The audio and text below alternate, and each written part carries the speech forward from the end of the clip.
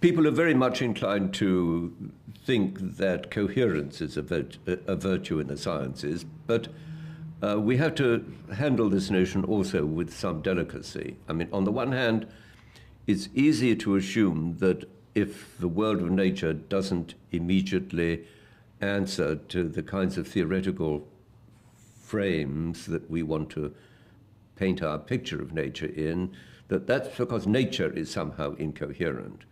And then the question is, who are we to say what's coherent or incoherent in nature? The original idea was that the coherence of, when I say original, I mean the original 17th century idea, was that the coherence of nature was the shape that God had placed on it. And if at first we don't see what is so coherent about the form of nature, that's our fault, not nature's fault.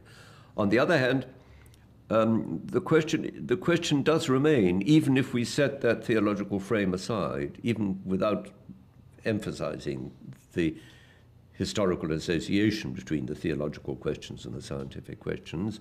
Even so, the question arises whether in the long run the coherence that we expect to find in our scientific picture of nature is something which is a feature of nature, or whether it's something about, whether it's some kind of intellectual demand that we seek to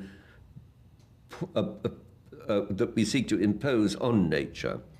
This latter thought is in fact as old as Kant. Kant, in the very beginning of the Critique of Pure Reason, Kant raises the question how much we can expect to discover about the world of nature, which nature herself tells to us.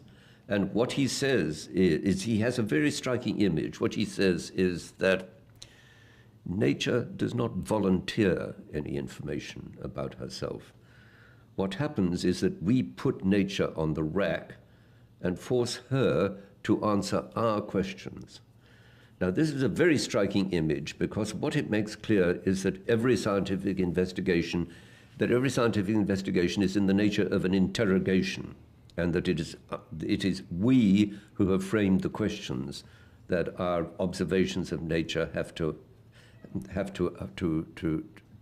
be used to give answers to.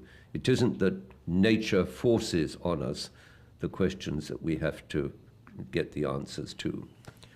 Now, I mean, I'm not taking Kant's side 100% about this. I mean, I think that if we continue to study nature in a sufficiently delicate and nuanced way, that we shall, after a while, get to the point of saying that we have to find out for ourselves what questions about any particular phenomenon are worth asking, what questions nature lends herself to us as capable of getting answers to. But still, the kind of sense that we make of nature, the kind of sense that we carry away from our study of natural phenomena, this is always a kind of blend of what we find in nature with what we demand of our own theories.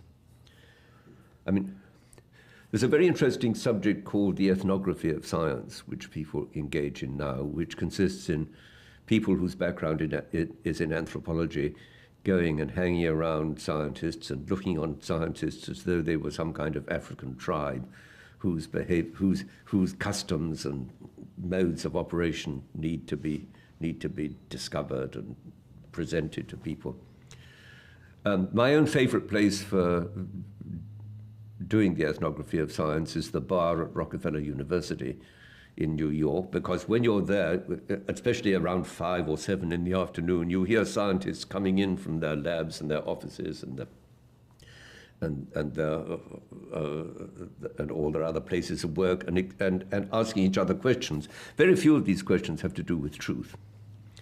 The questions nearly always are of the form, something happened today, I can't figure it out. I can't quite make sense of it, and then you get a conversation going which has to do with partly with what happened, but much more with how we can kind of fiddle around with our ideas, fiddle around with our concepts, fiddle around with the way in which we formulate mathematically the explanations we want to give in such a way that they'll fit. I mean, it's always, I mean, roughly speaking, what shoes we buy only partly are determined by the shape of our feet. I mean, we have to, the question of the fit of the shoe has something to do with the last and the tastes of the cobbler and all kinds of things. And in the last resort, we have to match we have to find ways of matching the ideas that we're seeking to use, the ideas we're seeking to use to explain phenomena with the phenomena as they present themselves to us. And it's not always clear to what extent the shape of the resulting theory is, so to say, determined aesthetically, or how far it's determined by the objects that we're studying.